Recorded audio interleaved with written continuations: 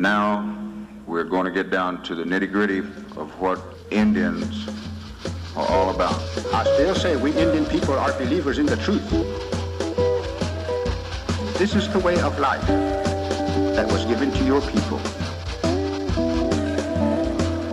You're born an Indian, you're going to die an Indian. Indianness is a good life. You're facing an Indian this afternoon. Good Saturday afternoon out there, everyone. I'm Jason Salzman. And I'm Neely Soodle. And this is the #1 source for Native American television news. Native News Today. And we want to wish everyone a happy new year. 2015 is here. Hard to believe. I know, it is. But it's here. It is. You know, and if you watch Back to the Future, too, they'll tell you what it should look like right now, but they got it wrong. So. Totally. Yeah. Marty McFly does not know what he's talking about. No, we have a great show lined up for this week. A big day today, Election Day. Yes, Yeah. yes. So get out and vote. We Yes. can't tell the citizens enough is to get out and vote. Get out and vote. You have till 7 o'clock tonight, so go vote. And we're going to have a lot more information on that in this week's program. We're going to have a sit-down with Chief Tiger. Neely actually got a chance to go over, talk to him about the upcoming State of the Nation, and definitely want to get to that. So all that, a lot more, but when we come back, I'm going to jump out. Filmmaker Celia Xavier gets in here with Neely when we come back from break. Bumbanakadat nak aja gidomen ajai jahaniat omen ibuwakidos. Daniel in Ogitskish, Bonshongi Benoat, Bomio, Boshomizatlish. Momesh, Harishongigo imongin, Hobidagi ani omaga, Bomaha hoye imongin oma Bonshomegigos. For more information about Muskogee language preservation, please call us at 918-732-7724. I pledge to embrace and educate offenders in an effort to stop their abuse. I pledge to all women to love them, protect them, and teach them that violence does not belong in our communities and is not our tradition. I pledge to take full responsibility for myself and the women and children of the Muskogee Nation. I pledge to work courageously and audibly to fulfill this pledge for the rest of my life.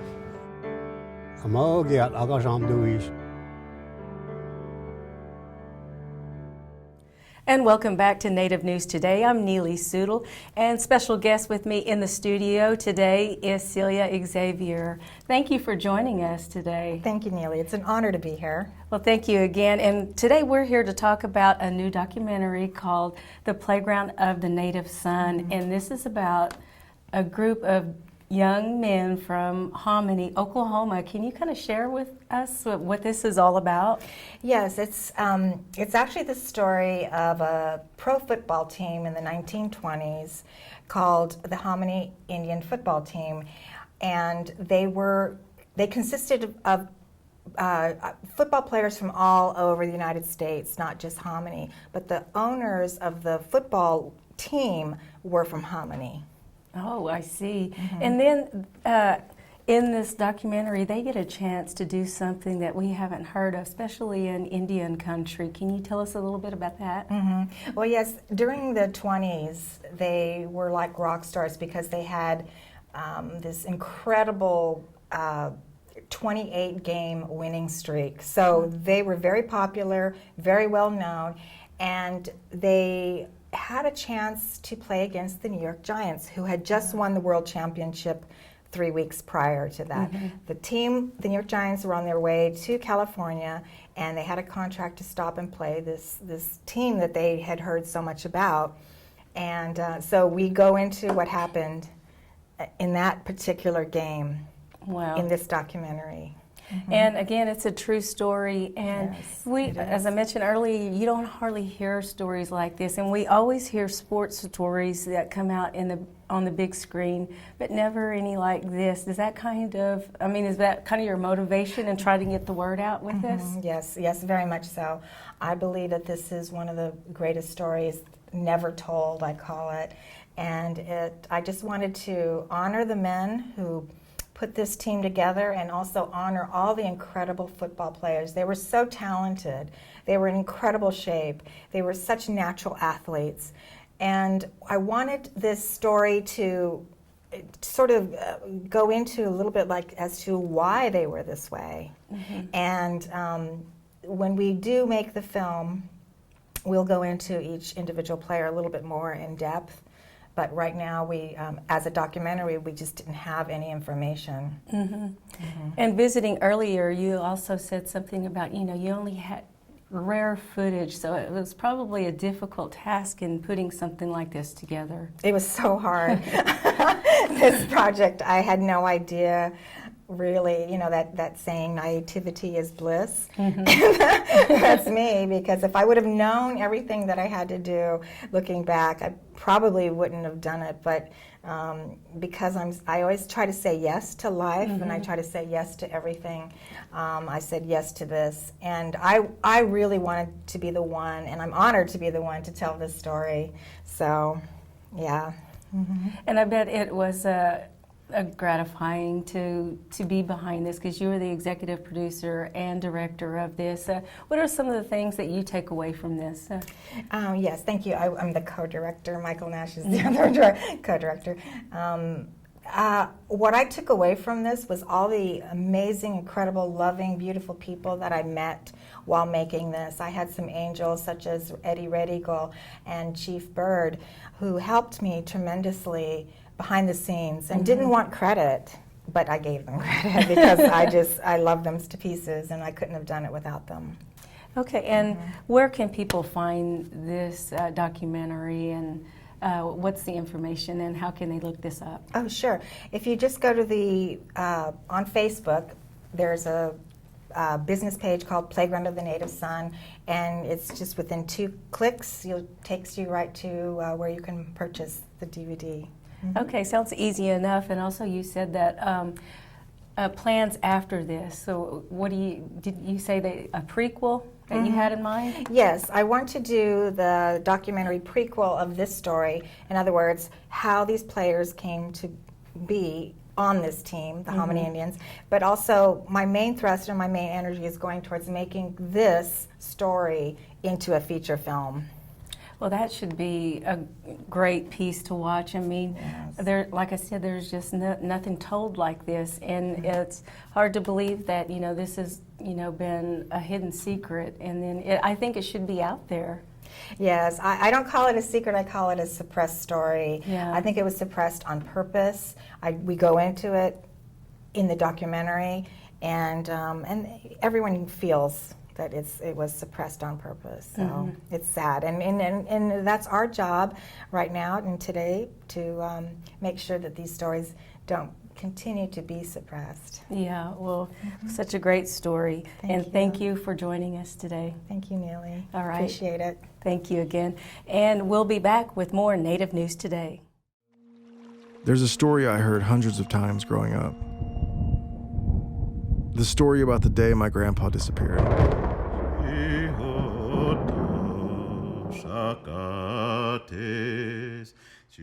I grew up in a world of songs. I always think of the songs really being the spirit of something. There's a story. They are the same songs our ancestors sang on the Trail of Tears. They carry the grief, but they also carry this great love that works the same way at death.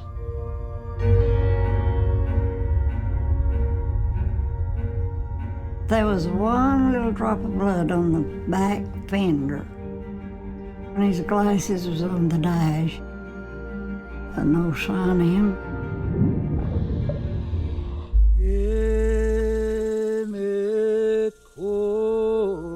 As they searched, you could hear these songs echo through the forest. I didn't realize what that would lead me to. A whole rich story of American music history that had never been told. What would you say is the first American music?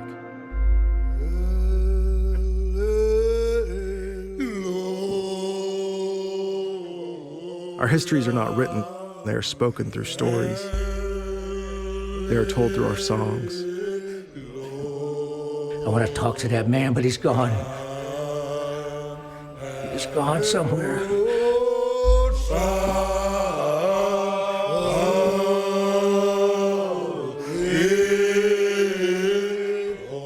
When we sing these songs, we're waking up God.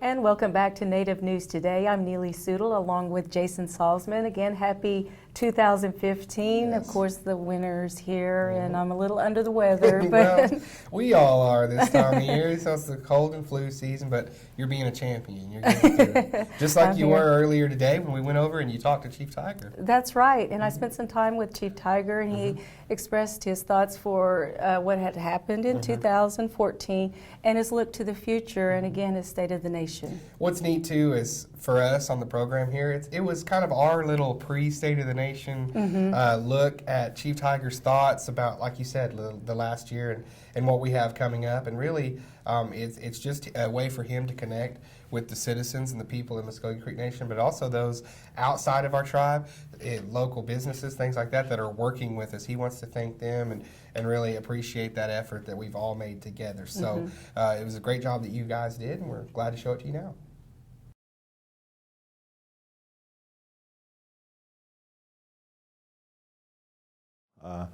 We just completed the third year of the four-year term for this administration, and in looking back, there's a lot of progress.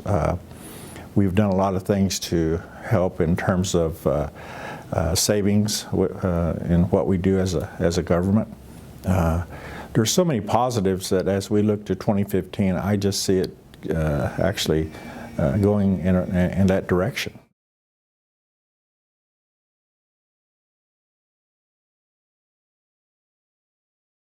We've been pleased with what we're doing. You know, we took over a hospital in Okmulgee that was almost closing its doors.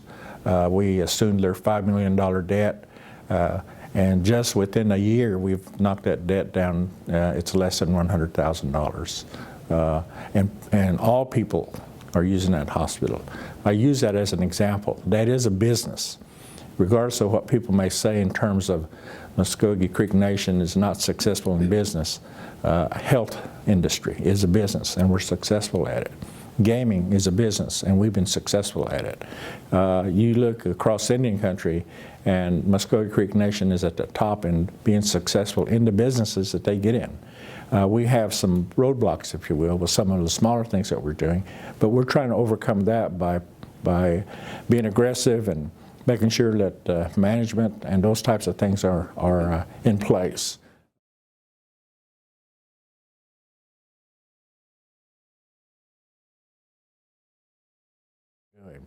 I love telling the story across Indian country, how Muskogee Creek Nation, when we came in, that we did a strategic planning session. We put together a plan that we felt comfortable with and able to achieve within a 4-year period, because that was the length of the term that the Muskogee Creek Nation chief has. Once we did that, we had to go back in within a 6-month period because we were able to achieve a majority of those goals that we had set. So it's because, you know, we're working together.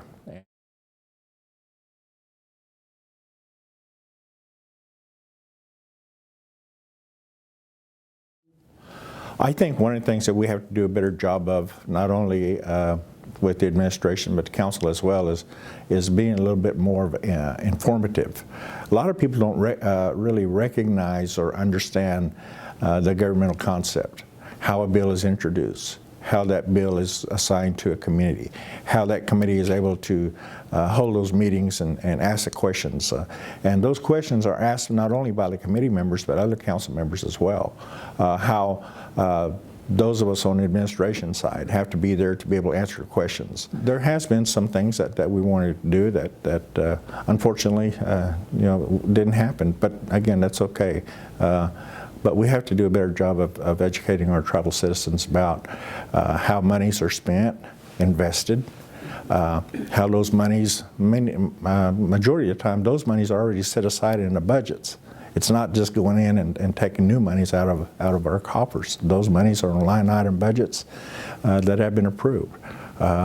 In fact, you know, we're in the process of going into a business at the Riverwalk where it's a $22 million project. I get visitors almost every day that wants the tribe to be involved in a project, but they don't want to invest. In this particular case, the people that we want to do business with are, out of 22 million, they're investing 11 million of their own monies. You don't hardly see that. And then 5 million of that is going to come from our economic development line item budget, and the other portion we're going to finance. People line up to do business with the Muskogee Creek Nation. We're solid physically, we're solid as far as our finances are concerned, and it says a lot about how far we've come in the 3 years that this administration has been in. All right, and our thanks again, once again, to Chief Tiger. We know he's very busy. It's hard to get him on schedule and get him to sit down for an interview like that, but very informative, and we want to thank him again for that time. And Neely and I were able to go there, and also not too long ago, Neely and I, bird's eye view up on the top level of the parking garage to see all the work going on at the river. Yeah, it's amazing to see, especially from that high, and all of the work that's going on there. And, you know, maybe in a year it should be completed. I think they said maybe like a year and a half. Yes. We'll see. There's a lot going on, Neely. We saw it, and you'll see it in this story. They're literally digging into that river, pulling all kinds of things out, and they're having to make a refuge for some terns that nest there. It's just a lot of things went on, and like we said, Pat Crofts goes into that in this piece, and he's very informative. So we're definitely glad to be bringing that to you now. Construction is now rolling on the river. After some delay, the Muskogee Creek Nation now has begun work on what will be its premier destination resort in the city of Tulsa, Margaritaville. Muskogee Media was granted an exclusive sit-down with CEO of Muskogee Creek Nation Casinos, Pat Crofts, to discuss the excitement. So it's finally happening. We've been working on this for years, actually, and we took over 2 years to get our 404 permit from the Corps of Engineers. We finally got that at the end of October, and the 1st of November we started turning dirt, and it's very exciting, lots going on. It's just the very beginning of take about 24 months to finish the project. The project, of course, includes a 500-room hotel, a Margaritaville bar, restaurant, casino, a major showroom, theater showroom, another parking structure. And it's over 1 million square feet of construction going on. And now that we're finally going, we will be done probably right around the end of 2016. Crofts also explained in detail the reason for the construction being delayed. We had to get 2 permits. We had to get a permit through the EPA, a clean water permit, and we had to get a Corps of Engineers permit because we're doing, part of the project is a riverbank stabilization project. The nation owns over a mile of riverfront here, and anytime you touch that with any construction or anything, you have to get a permit through the Corps of Engineers. We had to do all kinds of hydrology studies. We had to do wildlife studies. It just took a long time and a lot of hours of people's time to get everything together for their permit, and then for them to go through and finally approve it. We're taking over 350,000 cubic yards of dirt and sand and shale out of the river, which will become the building pad for the project. And the nation is actually gaining over 13 acres of very prime real estate here, at the site. So it's taken a long time. It's fairly expensive, but it's going to be really well worth it to the nation in long term. Crofts made sure to note the enormous economic impact that this project will have on the area, not only after completion, but during the building stages as well. During the 2 years of construction, there will be over 1,800 construction jobs created over the 24-month period. Those jobs, plus the materials brought on, he calculated the economic impact over $300 million during the construction. And then we're going to hire between 800 and 900 new positions. Part of our project is, of course, Margaritaville. We also have Mickey Mantle's restaurant coming in, and then we'll operate the rest. Between Mickey Mantle's, Margaritaville, and River Spirit, we'll hire between 800 and 900 new employees. And that will result in indirectly 1,000 additional employees in the area. And his calculations is about $305 million impact during construction and $135 million positive impact to the area every year thereafter. So it's very big. There's also the tremendous direct impact this will have not only on the Muskogee Creek Nation, but for its citizens looking for employment. we have a preference of Creek employees. We do employ a lot of Creek citizens, so there'll be a lot of Creek citizens.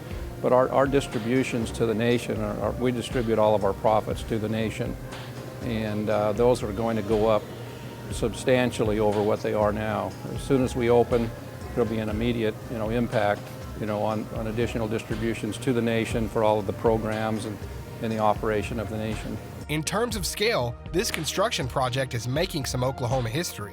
This is the second largest, in terms of dollars, the second largest single construction project in the state of Oklahoma, second only to the Devon Tower there in Oklahoma City. The construction costs on this project are about $330 million. And just a one shot. I mean, there's been a lot of projects that have built phase, but this is a single project, single construction contract. This is apparently the second largest in the history of Oklahoma. With the branding of Margaritaville, Crofts explained how the facility will have a unique advantage in terms of marketing all it has to offer. The River Spirit name is not going away. We're not going to do, it's not going to be entirely Margaritaville. The concept, the casino concept is two casinos under one roof. And it's similar to the Flamingo in Las Vegas and Margaritaville have a partnership where they have a casino, a Margaritaville bar, restaurant, and casino where you go from one to the other through a portal. And what happens in the gaming business is when people don't feel like they're being lucky at gambling, they'll go up the street, down the street, across the street, they'll go to one of your competitors. So the concept we wanted to take is if someone's not lucky at the River Spirit Casino, they'll walk through a portal, go into the Margaritaville complex, and it'll be completely different uniforms, bright, different music, and we keep the people here and give them a better experience. And we're expanding on that with it also with the Mickey Mantles. We just put in Johnny Rockets over here. So what we're doing is becoming a destination resort rather than just a large local casino. For the city of Tulsa and the Muskogee Creek Nation, the scenery along the riverbank is not all that's changing. It's a game changer for the area. It's a game changer for the nation. It's going to be very, very positive. I mean, we're lucky to have attracted the Margaritaville brand. We did a lot of studies on that. The demographics are very close to ours. The people that did the feasibility study, had we not been able to get the Margaritaville brand, we would probably be building about half of what we're building as far as number of hotel rooms and casinos and restaurants, and the return to the nation would be about half, because of the different size. So you're right, the Margaritaville brand is big. Mickey Mantles is a great, Johnny Rockets, we're just doing a lot of things that's going to make it a really exciting complex. Be the place to be in the Tulsa area. And I want to leave with you another quick reminder to get out and vote for Muskogee Creek Nation's second chief position happening today. Happening today, later today. You got till 7, and for one last chance, the two candidates, A.D. Ellis, Lewis Hicks, stopped by Gary Fife's Muskogee radio program this week, and I went over and talked with Gary right afterwards to get his thoughts on what they were saying and sort of what their platforms were last minute. So here's your last chance, exclusive content here on Native News Today for your second chief candidates. Well, Gary Fife here, the voice of Muskogee Radio, just finishing up an interview, a really solid interview, I think, with both candidates for second chief, A.D. Ellis, Lewis Hicks. Gary, what was the tone of each candidate today? Well, we asked some probing questions, I think, and from overall reactions I got, it seemed Mr. Hicks was looking at his experience as a tribal employee and program director, counting a lot of higher education and that sort of thing. Mr. Ellis was looking at his experience in governing the tribe, terms in both positions as second chief and principal chief. So that's the basis from where they were working today. Yeah, and another thing too is you don't want to use any of those buzzwords, like groundbreaking, historic. But I tell you what, at the end of the program, you got them to ask each other questions. I thought that was very interesting. Well, I was actually sweating that one out. Indian men can be real reticent to speak sometimes, but I was really pleased that they had some good questions to ask of each other, and they were expecting answers, and I think our listeners benefited by the fact that they were being really candid today about the way they felt and what they had planned. And some of the things that you were asking them, I'm sure are some of the things that we've done. What do you like? What do you don't like about the Muskogee Creek Nation right now? Yeah, so the question there about what they like and don't like was not necessarily related to the duties of the office, but I feel it gives a real good examination, a look into where their priorities are, their personal feelings and dedications. We saw both gentlemen come forward with very strong dedications. I was pleased to see that. They both obviously care about the position. And the part that really struck me is they both recognize that it's a lot of work to be done in restoring confidence and trust for Second Chief's office. It's a very exciting time, and just because of that and change, and you look at newness and all that goes with that, we hope to see that too in the polls today as people go. So you still got till about 7 o'clock today. Go out and make your decision. And I think both candidates also wanted to drive that home too. It doesn't matter who you vote for, just go to the polls. Vote. Yes. Get out and take part in this responsibility. It's crucial right now, for all of the reasons that we heard discussed in our program today, but our citizens have to take hold of everything. Okay. Well, Gary, fantastic job here today, as always, and very informative. I think it's great that they're getting this right before going to the polls. So everybody out there, go vote. And that'll wrap us up for another episode of Native News Today. So excited about all the big things that are happening, especially today, Election Day. Still got plenty of time to get out to the polls. Yeah. Still got plenty of time to get out to the polls. A.D. Ellis, Lewis Hicks vying for that second chief position. And no matter what, come next week, we will have a new second chief here at Muskogee Creek Nation. Yes, we will. And we hope that we have big numbers this time. And it's very important that the citizens get out there and, exercise their right. You're right. It's the most important thing we can do as citizens of this Muskogee Creek Nation, rather than taking part in our culture and learning the language. That's the most important thing, but we definitely need to vote and take part in our government. That's the great thing about it. So all things, we'll have a new second chief. And speaking of new, Neely, we are statewide, so I know we're the only one of its kind. Yeah, we definitely are. And the thing is, folks in Oklahoma City, all of our friends, we know a lot of people like to watch us on YouTube out there. Now you can catch us on KSBI 12 noon there on Sundays, and we'll be in the OKC Metro and far down south a little bit, so we'll cover a nice little area. Yeah, and KSBI is channel 52 in the Oklahoma City market, so finally my family back that way will be able to see me again. Exactly. All the old viewers that may remember me. So I can't wait. And then they'll get to meet me. So, hey, that's a great thing. Awesome. Yeah, well, we love having you all. We hope that you enjoyed the program. Always check us out on Facebook, Twitter, YouTube. Let us know how we're doing. For Neely Soodle, I'm Jason Salzman. For everybody here at Native News Today, we'll see you next week. Bye-bye.